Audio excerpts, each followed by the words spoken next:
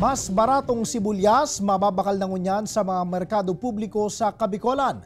Alaga Department of Agriculture Bicol, pigtawan doon na day kabalian rehiyon sa pigpapautob na SRP kan imported na sibuyas. Ang detalye kaya naramonta sa pagtutok live ni Jessica Kalinog. Jessica?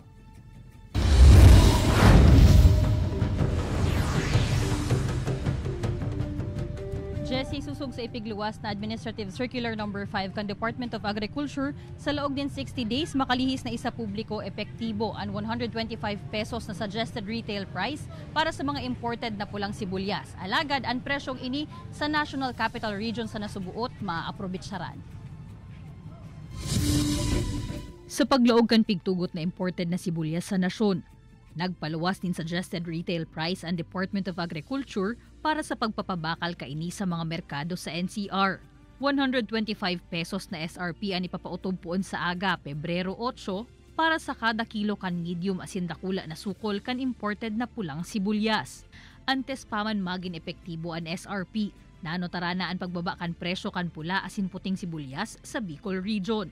Ang dating 400 hasta 800 pesos kada kilo, 200 hasta 320 pesos na sa nangunyan, mantang nasa 50 hasta 80 pesos na sanaan 1/4 kaini. Bagay na paborable para sa dugang na dilihensya kan mga paratsenda. Noong una po, apektado talaga yung kunti lang yung mga bumibili kasi minsan isang piraso lang kasi mataas yung price ng sibuyas. Pero ngayon po?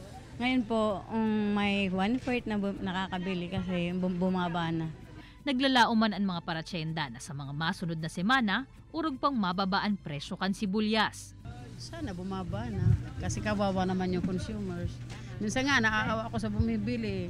Alam, ganito na lang binibili, makatikim lang daw ng sibuyas. Ang padagos ng paghuros kan presyo kan sibulyas, dara ka nagdadakol naman na supply kaini sa nasyon. Apwera sa mga imported, dagos-dagos naman ang pag-harvest kan local producers hali sa man iba-ibang rehiyon. Alagad pagtaong duon man kan DA Bicol, day kabali ang Bicol Region sa mga maimplementar kan 125 pesos na suggested retail price sa kada kilo kaini. Digdi sa Bicol Region po, dahil kita kabali dahil syempre harayo kita sa NCR, mabiyahe pa man ang mga traders, ang ating mga resellers. Sa maabot na tig-init, magkakaigwaliwat nin trial sa pagtanom nin sibulyas ang ahensya, tanganing mahiling kung kayang makabuhay kaini sa partikular na panahon asin lugar sa rehiyon.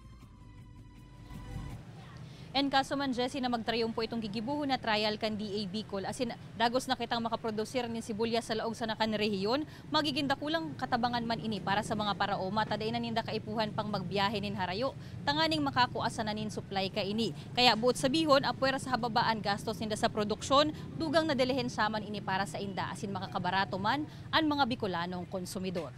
Jessie? Jos Mabalos, Jessica.